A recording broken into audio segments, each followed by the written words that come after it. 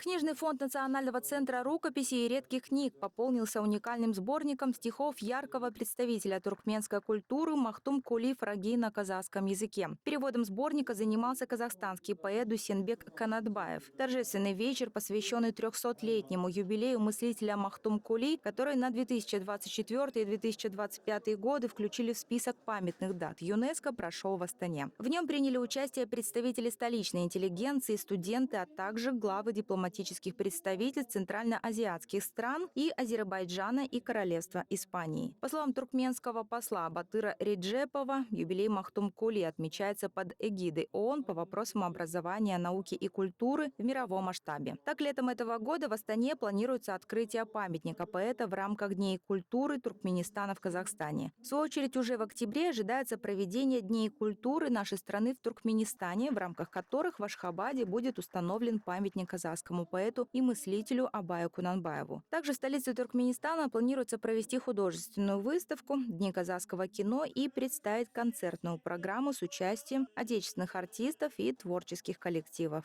Крупное мероприятие, мы уже работаем над этими. В мае будет министерская конференция, то есть будет приглашение министра культуры всех стран. Это тоже приурочен 300-летию Махтум Кули Фраги. Также и на большом уровне тоже ожидаются большие мероприятия. Туркменистан и Казахстан, в чем у нас в первую очередь мы близки и очень у нас схожести есть. Это Махтум Кули Фраги, туркменский поэт, также Абай Кунанбай, казахский поэт. Казахско-туркменские культурные связи имеют очень глубокую и богатую историю.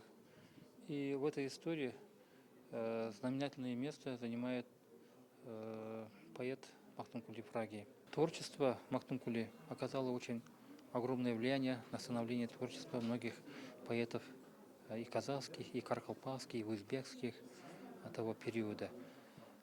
Он учился в Бухаре, он учился в Хиве, в знаменитых медресе Шаргаза и Кукульташ, где обучались и казахские наши тогдашние просветители, поэты того периода. И все знали творчество Махтум Кули и учились у него. Вот. И с тех пор даже некоторые казахи воспринимают Махтум Кули как казахского поэта.